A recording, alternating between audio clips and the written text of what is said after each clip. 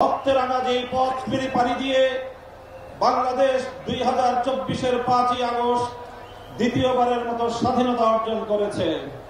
সেই স্বাধীন বাংলার মাটিতে দাঁড়িয়ে আমরা শপথে বাণী উচ্চারণ করতে চাই, রক্ত দিয়ে স্বাধীনতা এনেছি, প্রয়োজনে রক্ত দিয়ে সেই স্বাধীনতা আমরা রক্ষা করব ইনশাআল্লাহ।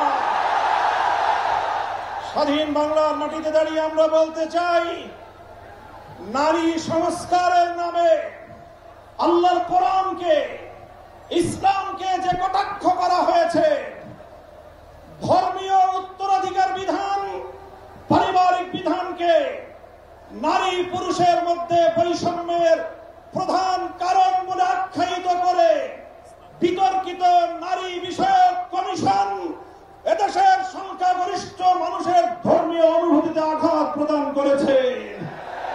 ধর্মীয় অনুভূতিতে আঘাত প্রদান করবার অপরাধে তাদের বিরুদ্ধে আমরা রাষ্ট্রের শাস্তিমূলক ব্যবস্থা দেখতে চাই।